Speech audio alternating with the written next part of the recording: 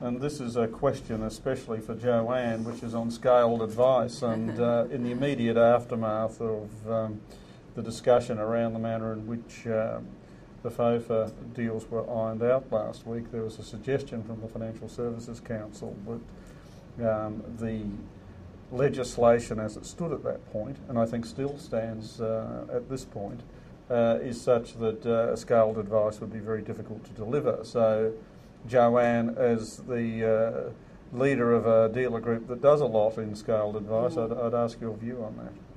Yeah, look, I think that statement was interesting, and to a certain extent it comes out of a long-held fear around scaled advice that all financial planners have had, and we did have an opportunity to really clarify the rules around scaled advice, and I probably would have preferred that the explanatory memorandum was a little bit more specific around the nature of the scoped advice between the advisor and the client. But having said that, I can assure you it's not going to stop us from providing scaled advice. We are a reputable provider, and superannuation members are the ones who are now looking for that advice, and we need to be able to service them, and we will continue to do that.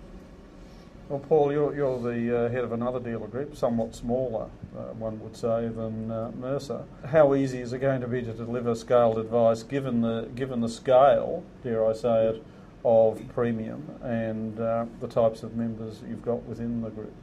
In all honesty, at the moment, I still think we're probably sitting in the camp that scaled advice just isn't going to be commercial for us, and it isn't going to suit our client base. And I think that we'll be unlikely to be offering it.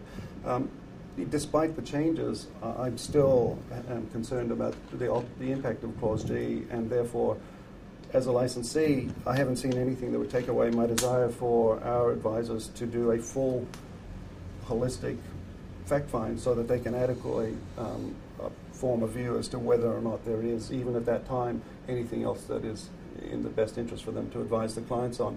Now, it's not a technical barrier to provision of scaled advice, it's a commercial barrier. You simply have to be able to charge enough to be able to cover that kind of due diligence and research. Yeah, it's kind of interesting because those advisors who are specialists in providing corporate super advice, a little like Mercer's, in a sense, FOFA's been a really tough struggle for them because of the way the remuneration pieces has rolled out. And I think what they're going to have to find is a commercial way to actually deliver scaled advice in the services and education piece that they do, and that's not really been their primary focus. So I think those advisors, and there's probably about 100 practices Australia-wide that are very focused in this area, there's some stuff to tease out because they do provide an excellent level of service to those funds that have maybe somewhere between 2 and 100 mil of FUM, and lots of members who need help, need advice, but perhaps not holistic advice, and need to get remunerated for it. There is absolutely no doubt there's some still uncertainty around the ability to provide scaled advice under the best interest test and what that looks like. Our position on it was either remove Clause G or amend the wording of it, and we came up with what we thought was appropriate wording, together with firming up other parts of the legislation that would put an obligation back on ASIC to provide regulatory guidance as to what scaled advice looks like. Now, that didn't get up in the legislation. We understand it's been handled through a note. We also understand there is going to be more information in the explanatory memorandum. And I'd sort of add to that that Treasury has always held the view that with the current drafting of the legislation, you're not going to have to complete a full fact find. Now, we need a little bit more comfort than that, and the comfort's going to be housed in the explanatory memorandum.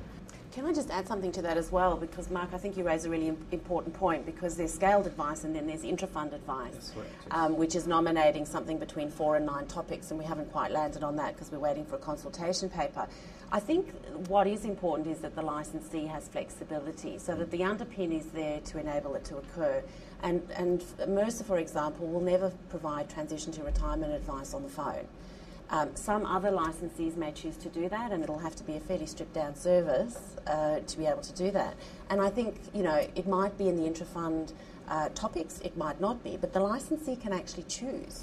We've spent the best part of the last half decade watching industry super fund advertisements saying, compare the pair and, don't necessarily see an advisor because they're going to take commissions or whatever. Do you believe that post-FOFA, post all of this being implemented, that there's no justification for the ISN producing advertisements of that ilk, which have, I think, proved damaging to the planning profession? I'd love to take that one on. At the AFA conference last year, the AFA extended an olive branch to the ISN because, frankly, the at loggerheads approach that's now happened for quite some time is ultimately destructive. In the AFAs, you have absolutely driven this debate. They've absolutely won out of this debate, and if you look at it strictly through political terms, have come out and done a fabulous job of wedging the industry, which is unfortunate. There's now going to be, if you like, a downing of the swords and a coming together of really the industry to the things that we have in common. If you have a look at the two fastest growing sectors of the superannuation market, it's the default funds, i.e. the ISN funds, and self-managed super funds. I put the call again to the ISN that they actually join in and join the entire marketplace rather than playing favourites or playing wedge politics, which is their background. We need to rise above all of this debate, and if financial planning is a matter of national importance, which I believe it is, then we have to act in that way, and we have to act in that way as an entire industry. Financial planning is one of the most important professions in the world, and therefore it's critical for all industry participants, everybody, to sponsor the profession into being. That includes government, regulators, industry participants and financial planners. I would call again, and I think everybody around this table agrees, that we've got an opportunity, a once-in-a-lifetime opportunity to evolve into a profession. Let's take it seriously, let's come together, let's stop the bickering and let's make it happen. Share of angst with the ISN and in some of the early days of the Compare the Pair. And well, do I remember our own Compare the Pair advertising campaign that caused a huge amount of angst when there was a little bit of competition on that front. We will all have to come together, and I think probably when you wave away the politics and the vitriol and the various comments and views, there is probably a lot more in common than we care to admit. Conference, it's the Fund Executives Association Limited conference some years ago, and said, look, at the end of the day, we have to move past this. All you're really bickering about is, in a sense, who's paying for advice. Advice has to be paid for somewhere along the chain by someone, and the bickering, in his view, was quite simple. It was all about who's paying for the advice. And at the end of the day, intra-fund advice has to be paid for, scaled advice has to be paid for, fully holistic advice has to be paid for, but the cost and expense of that is different depending on what you're offering and what your business model is. It's all very well for a new party to be in power, but do we want to see another radical rewriting of the planning laws and or the superannuation laws? Mark? Yeah, sure. Look, we've never supported opt-in, so if a new government comes in and they want to remove opt-in, we'll support that. Consumers want stability and they don't want constant tinkering around superannuation. I think that's the heart of the matter. From the consumer's point of view, they don't want change. They don't want their super caps to up and down and change. But I think the reality is when you've got a $1.4 trillion pie that's only now going to get bigger, it's almost too much of a temptation for politicians not to tinker around. As industry, we've got to argue for stability and consistency.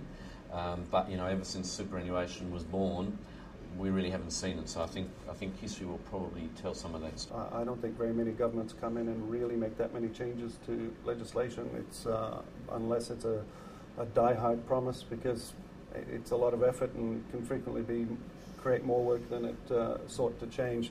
And two, in 1984, I advised a client by the name of Manfred, who was concerned about the amount of change in superannuation that had occurred then, and we really weren't talking about a lot of change. That, look, Manfred, I think they've actually done pretty much what they need to do to tighten up and clean up here, and it's unlikely that there's going to be meaningful change going forward. I've never uttered those words again. Thank you, everyone. Thank you very much indeed for participating.